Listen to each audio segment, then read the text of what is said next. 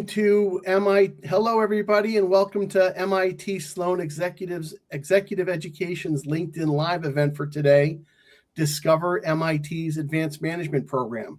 My name is Rob Dietl. I'm a Senior Director here at MIT Sloan in charge of our partnership programs, and I'm delighted to have you join us today from all over the world. We've had great response for this program from people from all over the world. And with that in mind, I'd like to ask if you could just take a moment and put in the chat box or the comments where you're connecting from and what industry or sector do you work in. Our faculty have asked for that. We think it would be very interesting to find out what different fields people are working in and where they're calling into from around the world today. Most of the time, if you've attended any of these programs in the past, we focus on a particular topic or leadership aspect that's taught in many of our different programs, whether it's technology, leadership, or innovation. But we're going to do something a little different today. Over the next hour, we're going to focus on a particular program here at MIT Sloan, our advanced management program. And if you're wondering why we're doing that, it's because we get a lot of inquiries throughout the year from people about our advanced management program, or AMP, as it's frequently called, because this is a very significant program. It's significant in a number of ways, and we're going to talk more about that. But primarily, it's a very large investment of busy executives' time, and it's a significant investment of money as well that we think is very well rewarded by the experience our participants go through here at MIT Sloan. And with that in mind, we have two of the people that are really responsible for the success of this program, both in the past and its stewardship going forward, to make sure that it's always relevant and impactful for people that make the commitment to join this program. We're joined by Court Chilton. He's a senior lecturer here at MIT Sloan. He's the faculty director of the Advanced Management Program and has been involved with the program for many, many years. In addition to his work with the Advanced Management Program, Court teaches in several programs, is responsible for many of our successful programs in the past with companies, working on custom engagements, working with senior executives, understanding the challenges that organizations and executives face around the world. And joining Court is Molly Schneider. Molly's an associate director of executive programs here at MIT, and she works very closely with Court on both the design and the implementation and the evaluation of the advanced management program. So throughout the next hour or so, we'd encourage you, if you have questions, use the comment section, ask your questions. We'll try to get to as many questions as possible. But with that, it's my pleasure to turn the webinar over to Court Chilton, who will tell you more about himself and the advanced management program. Court, over to you. Okay, thanks, Rob. Just a few additional details about me. I've been at MIT for 15 years, and I began at MIT by designing what is that we now call the advanced management program. So I've been with us for the last, well, we didn't deliver during COVID, but the last 13 or 14 times, I've been the faculty director for this program, and I teach in it. And then I want to make sure that you heard Rob earlier, if you're just joining a little bit late, that you can put your location, and if you could put the sector you work in the comment section, that would be great. Let me go to Molly for a moment so she can say a few more words about herself if she wants to, and then I'll get us. Thank you, Court. Thank you, Rob. So I've been at MIT just about the same amount of time as Court, but only half that time here at Executive Education. I've worked with Court on the advanced management program for 7 or 8 years now. And prior to joining Sloan, I worked at MIT promoting international student projects and international faculty research collaborations. I'm really excited to hopefully meet many of you on campus. Hope to be here as a resource for those of you who have questions as to what's next for you in your career, whether this program is a good fit, and how we might be able to help you figure that out. Okay, so you've heard about us. Now, what are we going to do today? Let me just show you some slides. I have 5 or 6 of these, and then we'll open it up for questions and comments, and we'll go wherever your energy is. So our purpose today in this session is just to get you oriented a bit to MIT itself, and then talk a little bit about the advanced management program. Rob mentioned it's a significant investment of time and money. Just so to be clear, it's a 5-week course that we do 1 time a year every June. My Junes for the last 15 years basically have been occupied with this program. It's a significant investment for MIT as well. So that's the first bit, just get you oriented. We're going to try to answer as many questions as we can here in this session. and that'll be the bulk of the session.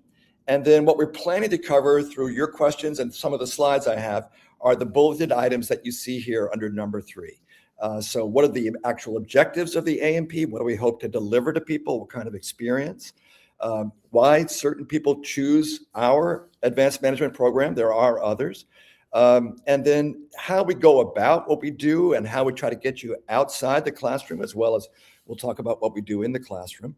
And then if you're interested further, what the next steps might be, what we look for, those kinds of things. Okay, so I'll just keep moving ahead. And then please put your, location. Yes, thank you, Philip. I see you from Oslo, Norway. Love Oslo. And in sporting goods. And any other questions you have, put those in and we'll be tracking those. And either we'll answer them as we go along, or we'll wait and sort of, and then begin with some of the ones that we see here. All right, so, okay, Christian, thank you for following Philip's example. That's beautiful. All right, so a little bit of orientation about MIT. So what you can see here in the 2 paragraphs on the right side of the slide, the first one, the bigger one at the top, that's MIT's mission. The Sloan School, where we are, the business school, the management school, is one of the 6 schools here at MIT. But the broad mission of MIT, as it says here, is to advance knowledge and educate in science and technology and other areas of scholarship. This mission was written in the 1860s, before the Industrial Revolution. And so people didn't know about management as an area of study and a discipline.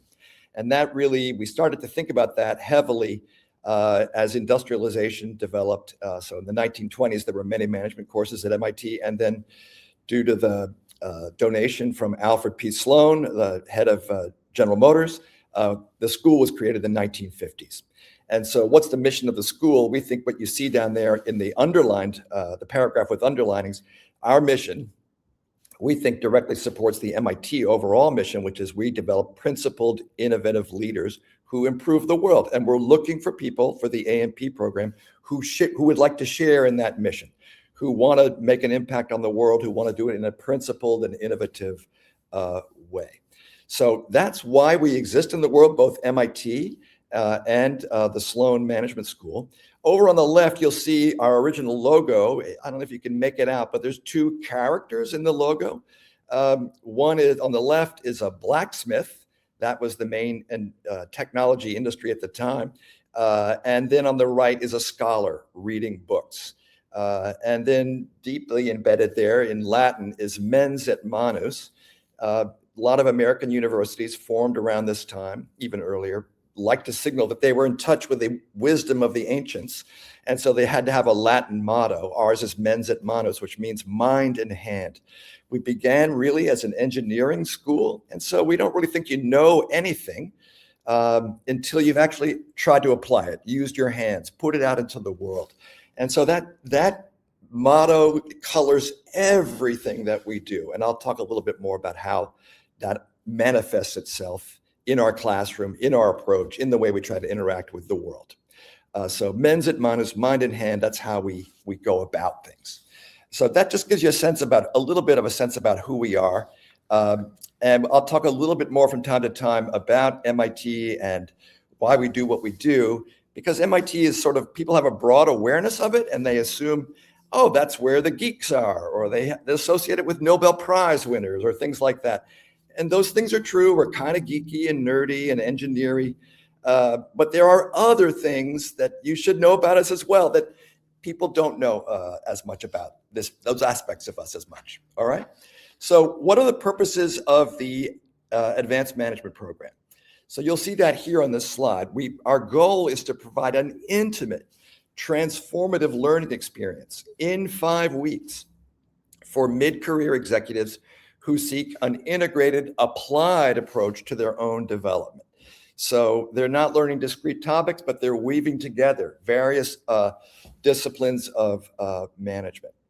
And so our specific goal are to help the people who come develop skills and acquire frameworks that are useful, particularly in the C-suite or in making significant change happen. So I'll talk a little bit more about who comes, but usually it's more senior people dealing with complex and dynamic problems. And we're trying to give people help in addressing those issues and opportunities.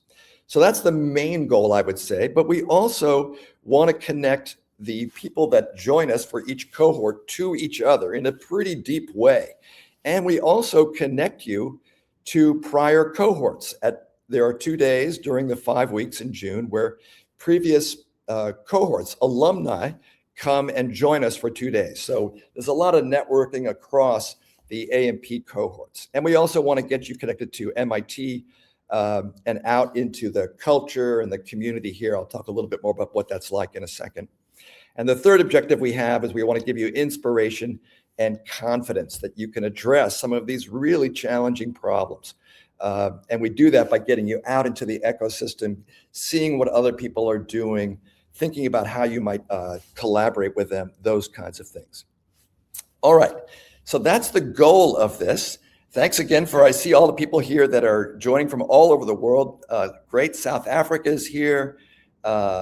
Norway, I caught that earlier. Ohio, Cambridge, Massachusetts. So local and foreign, that's terrific. All right, so who tends to come? It's worth talking about that. And then I'll just show you, and then I have one other slide and then I'll pause and we can go into the content or wherever you would like to go. But this is the profile. Usually the things that we can see on a resume are you've been out in the working world for 15 to 20 years.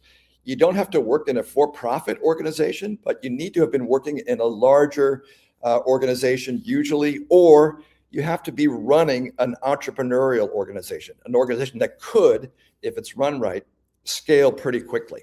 And you have to have experience working across different functional and business lines. You have to be able to write and speak business English. We've had some people maybe over the years who weren't quite fluent and confident, and it's hard for them. It's a little bit lonelier. They're always catching up. It's doable, but it's hard. And so we need that kind of fluency in business English. It's great also if the people in the room have significant international exposure. And I'll show you in a second that we have people come from all over the world. The dominant location for people that have come to the A&P is outside North America. So out of, let's say, a total of 40 people, we might have 5, 8 people that come from somewhere in North America, Canada, US, Mexico, but most people come from outside the North American continent. So it helps if we have lots of people that are just fluent in working across cultures, across boundaries, who can talk about those kinds of issues. It also is good if you bring an agenda for making something happen. So an agenda for change, an issue you're working on, something you aspire to help your company achieve. And I'll talk a little bit when we talk about the content, why that might be. We also want people who come here to both give as well as receive. So we want to find people who can contribute to other people's learning, as well as take some coaching, some advice, whatever, from other people that are in the program. That's part of what we think of an intimate experience as having that element. And who also want to connect with the Sloan Alumni Network. And then the last thing I'll say is the participant profile, the things we really look for are someone who really is committed to their own development, who thinks that what got them here is not what's going to get them to the next location, is not going to help their company also go to the next place it should go. So a real commitment to working on yourself as opposed to collecting an award or a certificate. Those people tend not to do very well at MIT, and they don't get as much out of it. All right, so that's who we look for and generally who comes. And let me tell you a little bit more about who comes, and then I'll stop talking and we'll look and see if there are any questions. So who ends up attending? What you can see over on the pie chart are the locations. So yes, this might be one cohort. There might be 5 people from the United States, but look at all the other countries that people come from. It's from all around the world.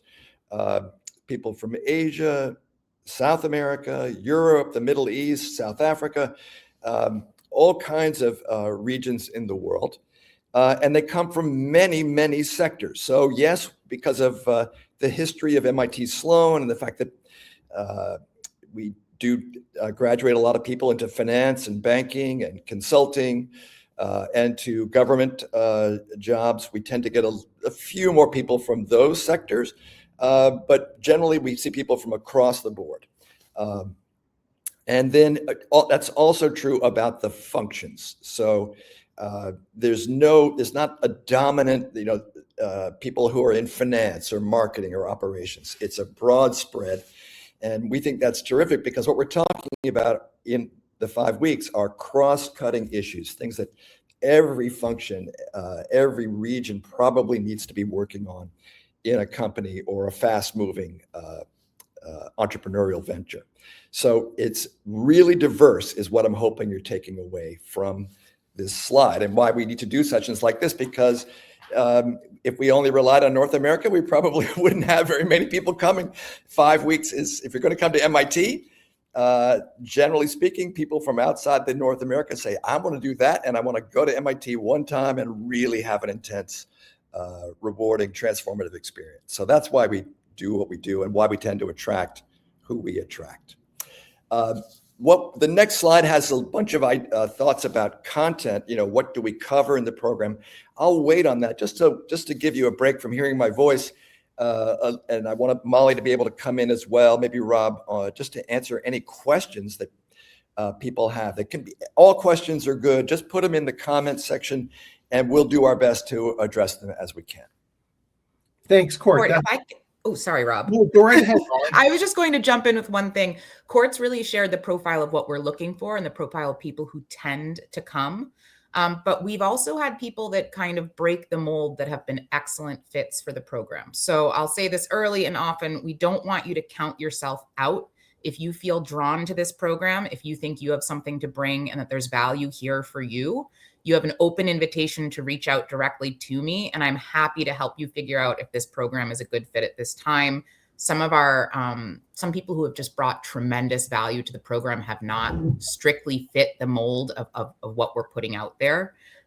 So we're really looking for a group of people that have interesting problems to solve and big challenges to bring with them into the classroom. And if you think that's you, we should talk. We have, I think, a little thing we can prompt people with an email address. If you want to reach out to us, you can do that. There it is. Yes, thank you. So that's who you should email if you want to talk about whether or not you'd be a good fit. We love doing that throughout the year. Let's see. Are there any questions? I don't see any in the comments section. Maybe Rob will need to prime the pump with a question. Let's see. Sure. Yeah. And I think I do have a question, and it probably is a nice segue into the next topic area of the actual content of the program. But, the advanced management program is never the same from year to year. I think you're always iterating, always making it timely and impactful, looking at the important topics in real time.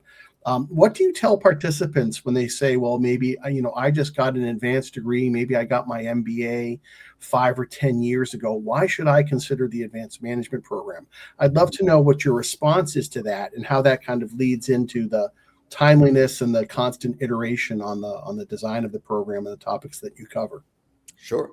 Molly, do you want to start or? Yeah, I would say that, first and foremost, we really feel this differs from a traditional MBA or a similar degree program in that we're always very intentional in working with faculty to go beyond what might be taught at the MBA level.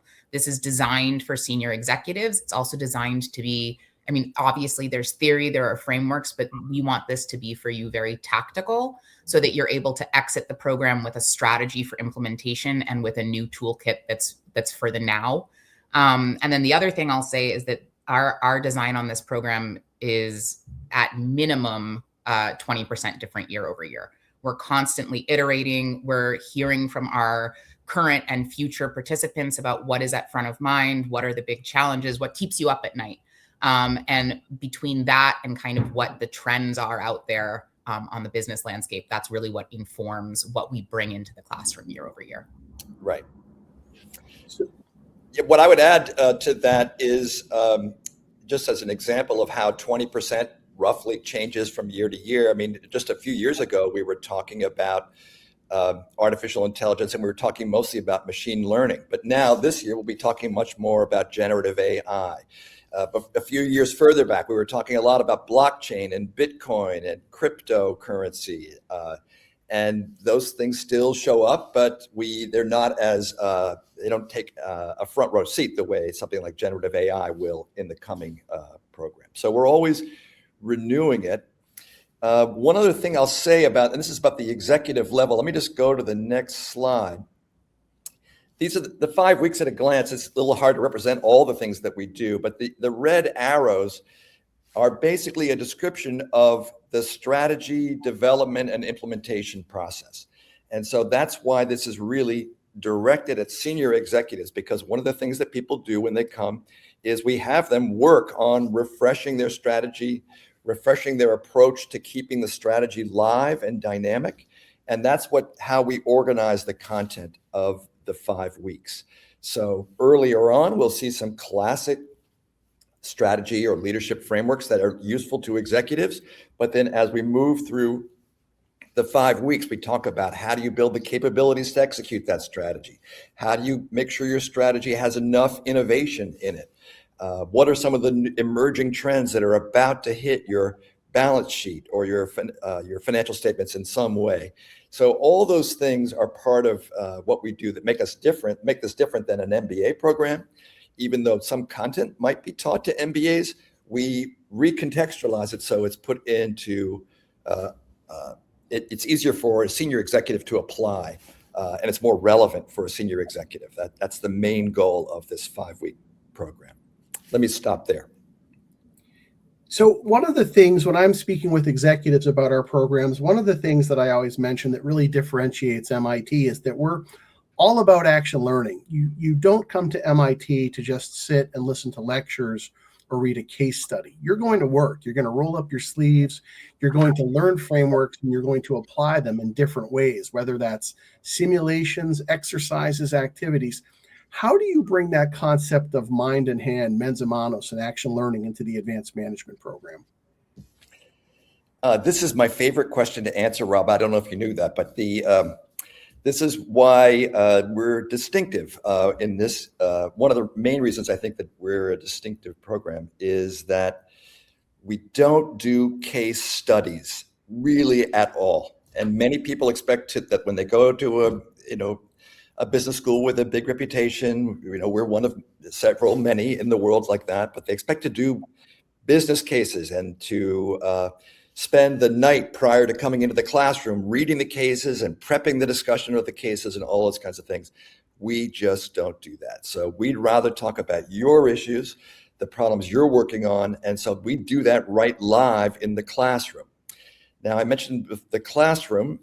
One of the other things that is a little distinctive about us is that we deliver this experience in a flat classroom with lots of whiteboards. I'm in one of the breakout rooms nearby the classroom because we want to get people shuffled around, mixed together in certain ways.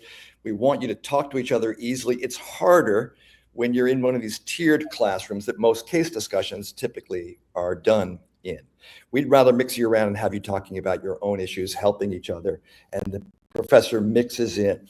The other thing that I find super irritating about and we have some of these tiered classrooms here at Sloan, I won't deny it, but for this, we have to be in a flat classroom because I would rather not suggest that all the wisdom in the room is located down in what's called the pit, down at the bottom of the tiers where the professor is. I'd rather suggest that there's a lot of wisdom in the room and that together we can work on these problems. So that's why that's one of the ways this mind and hand, I use the term, manifests itself, shows up.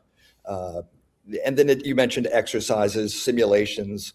One of the things that's hard to show on here is that we have people work in teams on a computer to run a company.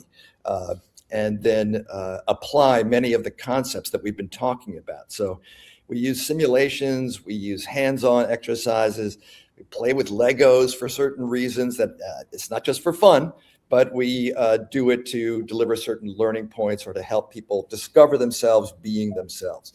We go look at art, and facilitate that process and learn about how you can draw. There's a way of drawing people in around a work of art that is directly transferable to helping your team analyze some data, analyze a situation, and feel like they're collaborating and owning the answer that they come up with. So those are just some examples of the mind in hand things that we do. Yeah, and in addition, I would say Court's referenced this a bit in his response, but we also like to get you outside of the four walls of the classroom. So if we're learning something that's a theory or a framework, if there's someone who's doing it well right now out in the world, we want to go see them together. We want to make that real for you. And so we take the opportunity. We're in a really dense and rich ecosystem to get you out and engaging beyond the four walls of the classroom and beyond the faculty and the cohort that are already part of the program. So with that, then, Molly, you're really leveraging kind of the rich ecosystem here in Kendall Square, where MIT is located, to make connections between the frameworks that they're learning in the classrooms and examples of it being applied in real life. And I know you're right, MIT, Kendall Square has been considered the densest square mile of innovation on the planet. You compare it to Silicon Valley, where everything's so geographically dispersed. Just walking out of our classroom, within 10 minutes, you can hit several different companies or research labs. Court, you look like you're dying to jump in on that. Well, we have a slide for this, as you might imagine. So if I can get some help from Charlotte to put the slide back up there. I think just 2 slides after this, I can show you a picture of the ecosystem that Rob and Molly are talking about.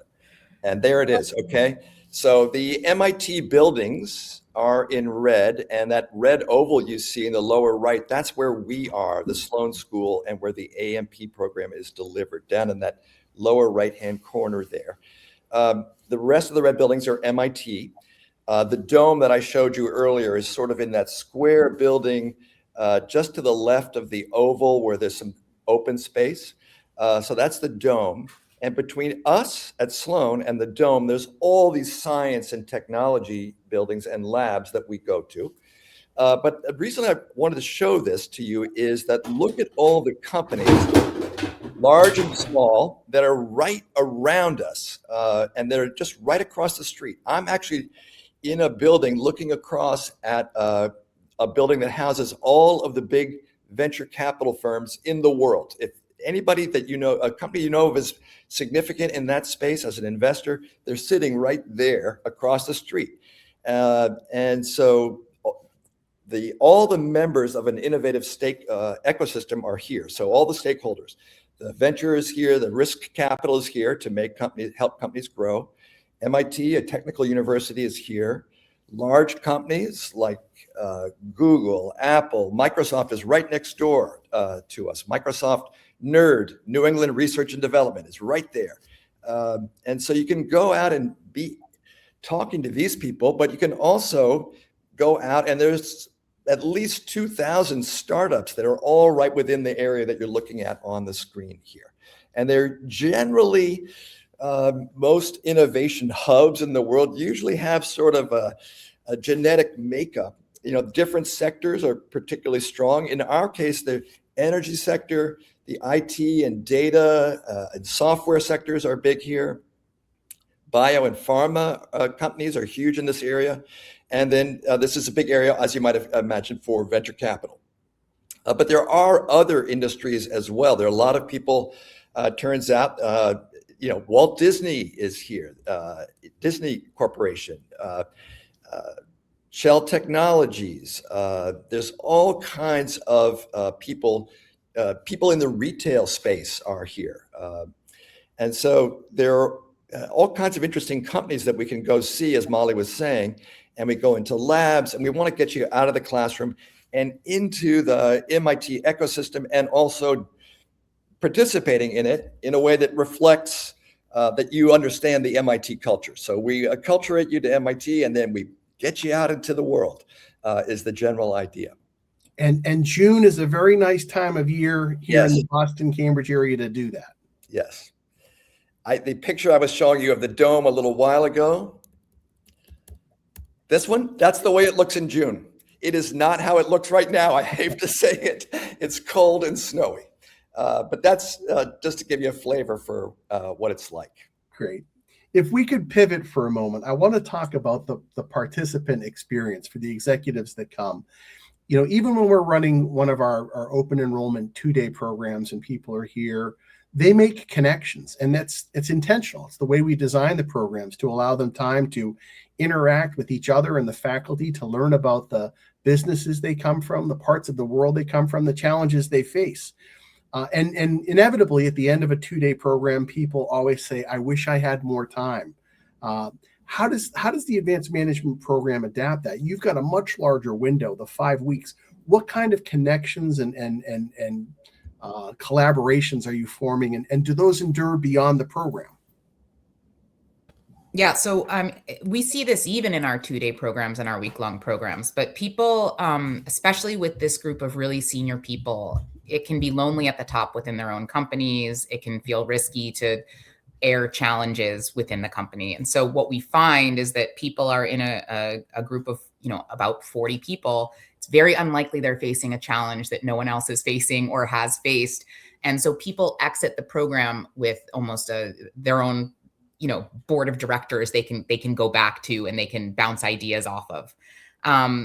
We also find there's a social element to it. It's not just a sharing of knowledge. It's a bunch of people that have really had their heads down, working hard for the last 15, 20 years.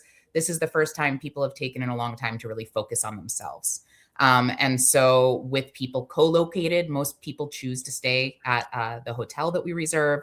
We just see a lot of friendships blossom fairly early, and they definitely endure. I've probably mentioned this in other similar events, but we have a very informal WhatsApp group for each cohort, as well as for the community at large. And I have it muted on my phone for each group, because it is all day, every day. And that's just what we're seeing in the group. That's not to mention the relationships and conversations that are happening outside of our lines of sight. But we have this group of people that connect very deeply, that choose to continue to remain in touch. We also host an annual reunion here on campus, kind of smack in the middle of the 5-week learning experience, where anyone who has completed the program is welcome back for 2 days, both to network a bit beyond their cohort and to get some new content to talk about things that are big challenges for the now. And it's an extremely well-attended event. We've seen anywhere from a fifth to a quarter of our alumni group joining every year.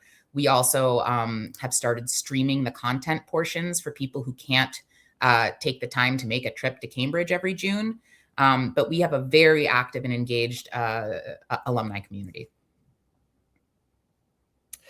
Just let me do it. We're about halfway through the allotted time. The time we allotted. I just want to make sure if haven't heard yet something that's important for you, to make sure you put your question into the comments section. So I haven't seen anything pop up there recently. Maybe that's just my computer has frozen. I hope not.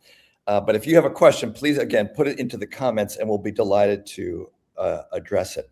One of the things that you mentioned about connecting people, Robert, that Molly didn't have a chance to cover, is that we also try to connect people to others that are in the MIT community. So I'd say about half of the people in any one cohort say, is there anybody working at MIT on this topic or doing research in this arena? And so we try to connect them with those people.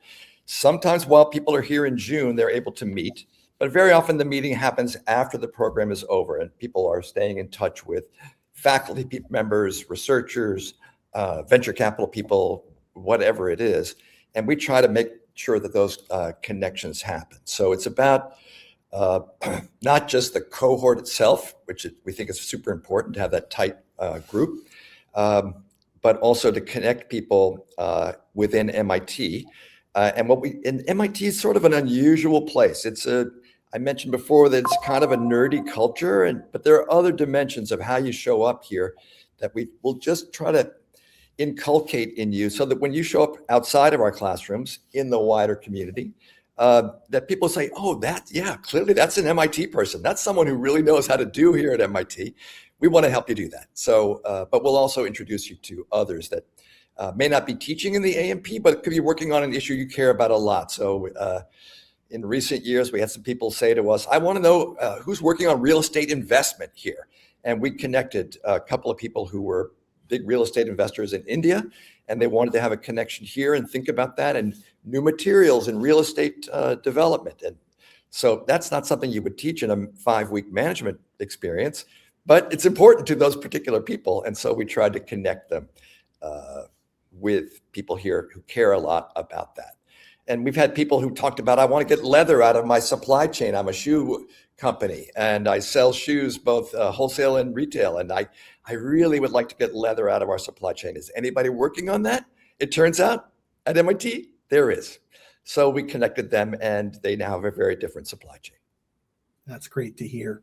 So it's a 5-week program. The executives are coming here, living here. Can you talk a little bit about how people respond to that? Do some people bring their family? Do some people, what are the weekends like? What are the weeknights like? Talk a little bit about kind of how people balance that, being away from the important roles or with family or without family. How do your participants typically address that kind of a time commitment? Yeah, I'm happy to jump in on this. So we try to kind of reduce the logistical noise so that people can just show up and focus on class, meaning that we reserve accommodations at an area hotel. They're studio style accommodations. So you don't have to eat in restaurants for 5 weeks. But some people, they do choose to travel. We have people traveling with their partners, with their family, with their parents. And so there are options. Some people choose to stay at the hotel with their families. We have a whole slew of resources for those who are looking to rent apartments. But by design, our program builds in some time. A big part of that is for rest and reflection. We talk a lot about how an education at MIT is like drinking from a fire hose. We just throw a lot of content at people. And we really think they need some time to process that in the margins. So we tend to schedule things on pretty much a 9 to 5 content schedule. We host meals, snacks, et cetera, at the suite, our classroom location. But for the most part, you'll be in class with us from about 9 to 5. We do 1 to 2 events in the evenings per week, which are typically networking and social in nature. And then the rest of the time is really yours. So whether that means going home and spending some time with your kids, whether it means that you haven't been totally able to unplug from work and you need to fire off a few emails. We tend to attract a lot of runners and bikers who really enjoy going up and down the Charles in June. But we really build in that time, both so you can feel non-exhausted with us in the classroom. You can come in fresh every day and ready to really show up as your best self, but also because we understand people have responsibilities and commitments beyond the classroom. You asked about weekends, Rob, and so with one exception, the first Saturday we work together for the morning, but every other weekend is open. Some nights there's homework, but usually it's very light. There's not a lot of, as I mentioned before, not a lot of case preparation, so you might read an article or something like that. I see a question that I want to address that's in the chat, but before we do that, I want to just point out one other thing that's about something that Molly mentioned, which is time to reflect. If we could have the slides back, there we go, yes. So I just want to show this slide. You can see the second row here. One thing we haven't talked about yet is that people get one-on-one leadership coaching from a very experienced leadership coach while they're here. And we use some instruments to make sure that coaching is data-driven, based on your context, and is particularly useful for you. So this is one other way that we get you to think about yourself and how you're showing up as a leader in the systems that you're working in, the society you're working in, the business system that you're working in, the market you're in.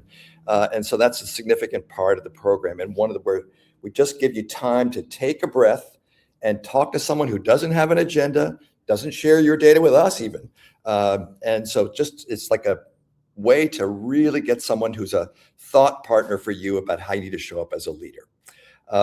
So I just wanted to call that out. It's part of what makes this an intimate and potentially transformative experience. If I could keep talking for a second, I noticed a LinkedIn user, whoever that is, in the chat has a question about a dream of establishing an innovation ecosystem in a different part of the world. And we have had people who have come to the program with that agenda in mind, and who have done bits of that when they have arrived home. And some of the one or two of those are in different parts of Africa. There's one that's exists in Singapore to a degree. But if you're if that's the main mission you have, there's another program I think that Rob has been involved in called the Regional Entrepreneurship Acceleration Program. It's called REAP, REAP. And because if you really have that agenda in Dubai or Bangladesh, it's going to take multiple stakeholders. You're going to need to bring with you to the REAP program venture people, big companies, startup people who have startup ideas, probably a technical university. And the goal is to put those 5 stakeholders from that region in a room and really work on how do we create that. It shouldn't be a copy, a cut and paste of MIT. It should be unique to your own area. So if you're really interested in that, go to the web and enter MIT REAP, REAP, and you'll see what I'm talking about. It's realistic, but it takes a long time and a lot of collaboration. Hope that was helpful. So I'd like to turn our attention a little bit now to the benefits of the program. People are making an investment of time and financial resources to attend this program. I'd like to learn a little bit more about what participants take away from the program when they leave and what tangible benefits are involved. Well, I put up a takeaway slide here, but let me just say one thing, Molly, and then I'll let you come in on this because you talk to as many alumni as I do. The main thing to think about is that there are many different possible benefits. Some people come because they are about to be promoted to a very senior job and they want to get ready. That's why we talk in the earlier slides about confidence, your willingness to step into a challenging new job and show up in a different way. So that's one possible benefit is you're ready. Another one is you move a project forward. Your company says, we need to figure out how we're going to apply AI throughout our organization in a way that delivers value. And that's what I want to work on while I'm here. I want to build a plan for that. Other people say, my company has sort of plateaued and I need to figure out a way to restart the growth engine. I want to work on the strategy for doing that. That's a benefit. So there are many possible benefits. There's no guarantee of any of these. Mostly the way to think about it is that yes, we give you a piece of paper that says I graduated from the advanced management program, but that's not why to come. The reason to come is to solve real problems that you have to help get yourself ready for the next thing. And I think we do that quite well. Yeah, agree. I mean, Court says it in the classroom, but people kind of have a lifelong invitation to be in touch with us. And there is not a day goes by that we are not in touch with our alumni. So, in addition to what Court has mentioned, we do offer Sloan affiliate alumni status to those who successfully complete the program. So that comes with the advanced certificate for executives. It's something that is verifiable on LinkedIn. We offer an MIT Sloan email forwarding for life address. The other thing that we've had people take advantage of is that once you complete this program, you do have a pretty hefty discount on any programs going forward. So, this program is 25 program days on campus. We have, 40 faculty that teach in the program. I would say most of them teach in one of our other 90 plus courses. So if we're covering the real high level details, what you need to know as a senior leader around this topic, and you decide you want more of a deep dive there, there's very likely a program that you can add on to do more of a skill building in that area. We also have remained in touch with a lot of our community in terms of how we can cascade learnings throughout their organizations. So whether that means that they're sending colleagues to our program in subsequent years, which is very common, whether it means that they're sending their team to a specific course with us, or that we're even building a custom program out for the company. These are things that we often do with our alumni base as well. Court, go ahead. Did you have something you wanted to add? No, go ahead, Rob. So, Court, the faculty director in any program plays a very important role. It's called connecting the dots, drawing the red thread, the connective tissue. You're bringing in a lot of faculty to this program, experts from different subject matter areas.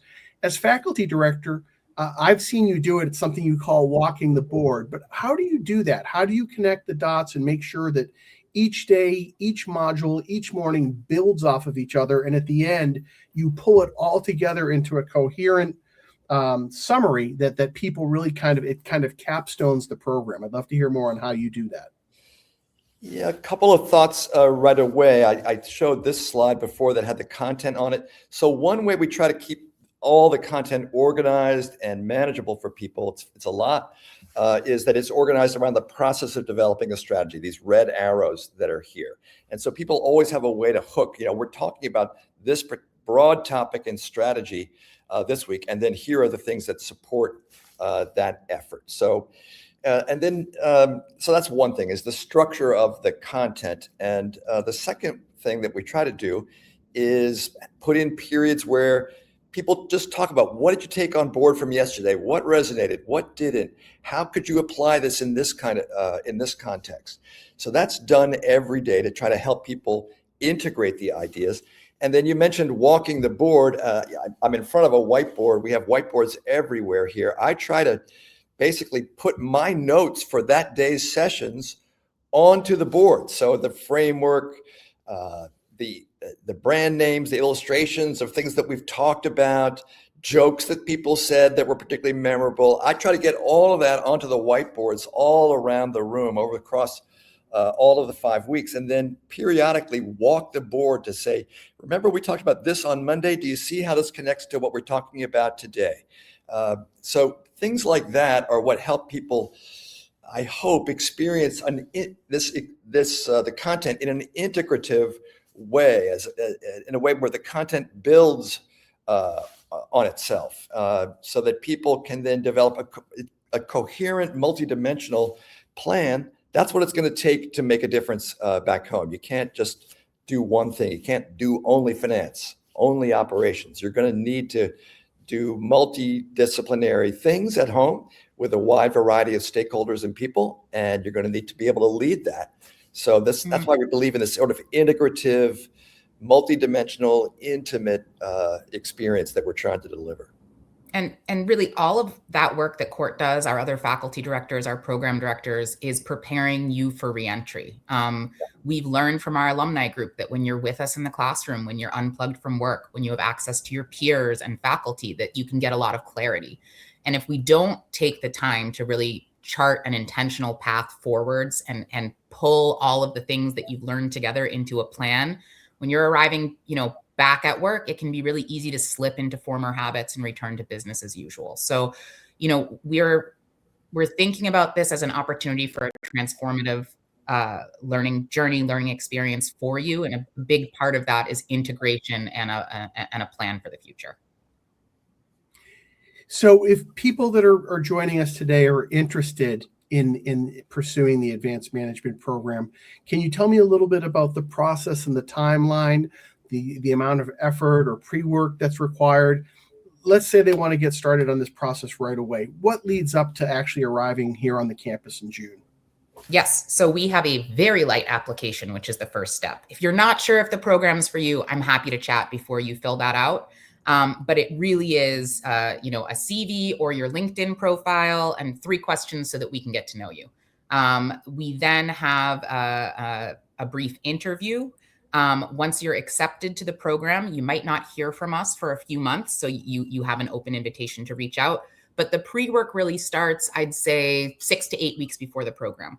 We have 2 leadership assessments, one of which is self-reported, one of which takes a little coordination back at the company.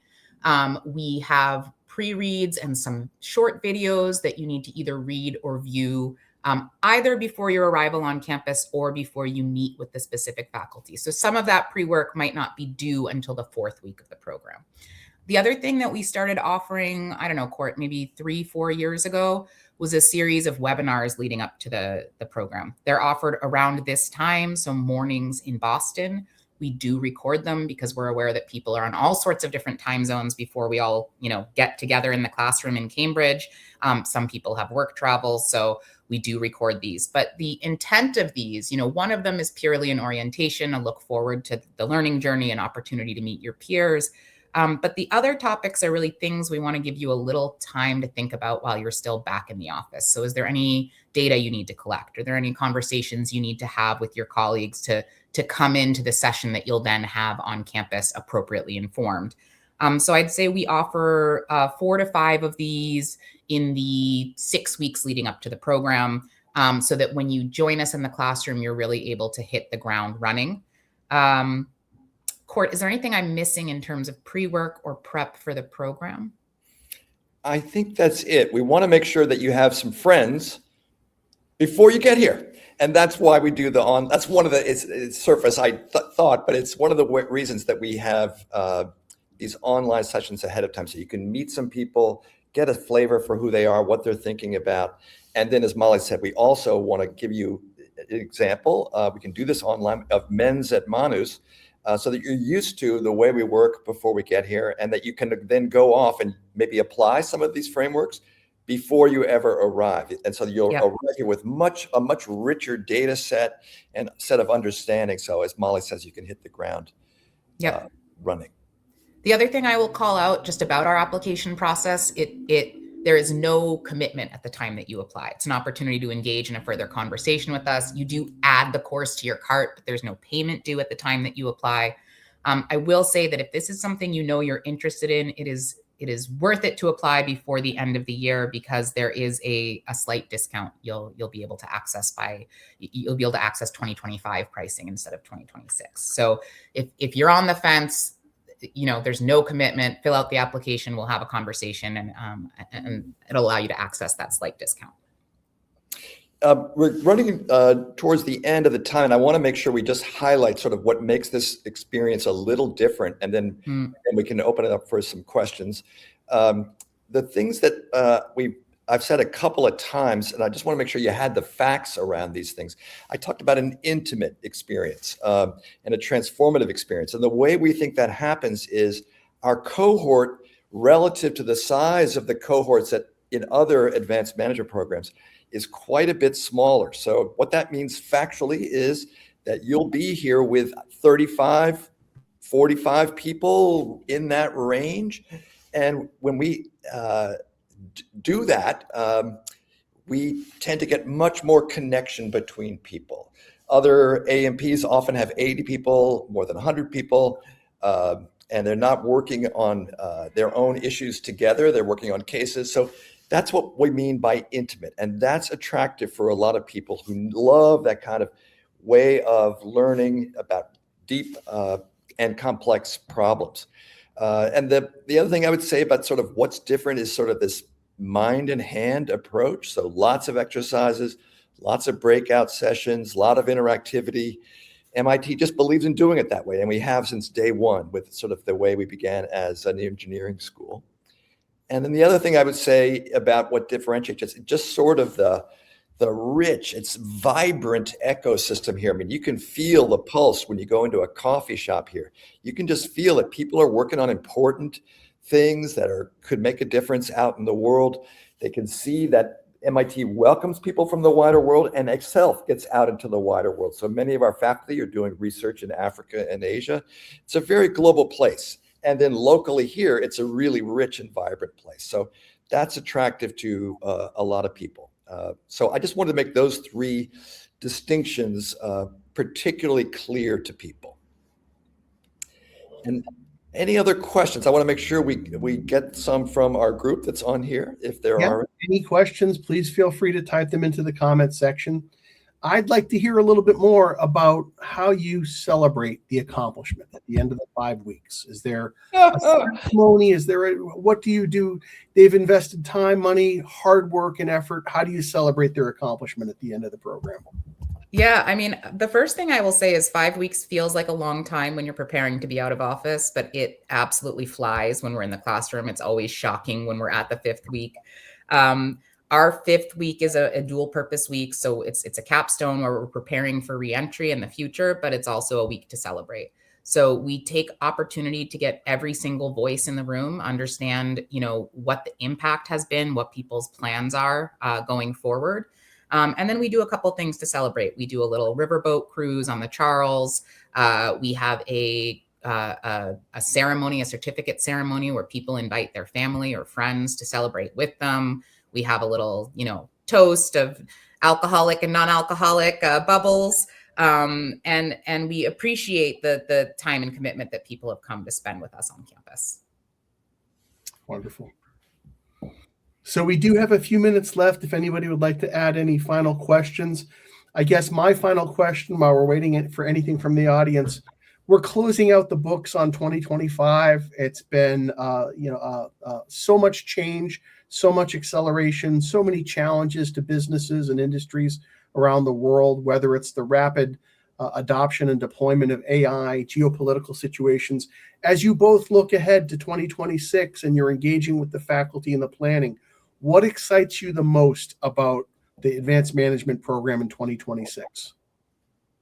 I mean, as you've said, we're not just focusing on what's critically important to a senior leader. We're really looking at the now. So all of what you just mentioned, emerging technologies, geopolitics, this is what really sees our program change year over year.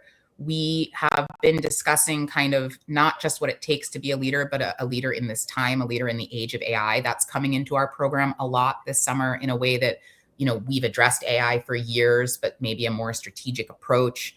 Court, what's on your mind? I'll say a couple things, but I want to make sure Christina, she wants to reach out to you, Molly, and I want to make that easy. Maybe we could post again the email address where, yes, there it is. Beautiful. And that comes to both Court and I directly. Right. So the things that I would add, I'm particularly excited about this next year to talk about the generative AI and the way to really get institutional value out of that, as opposed to just personal productivity, rather than sort of saying, here's a document, please summarize it for me, Claude. But how to really get value out of it, how to do innovation, marketing, all kinds of important things, how to leverage humans and AI to get important stuff done at scale. That I'm excited about that. I think there's real potential there. There's a lot of downsides to AI, but there's also huge upsides. And so I'm excited about that. And then we mentioned geopolitics and the globe, and people have been thinking all this year about things like, I hate to even say the word, but they've been thinking about tariffs and what is the impact on trade.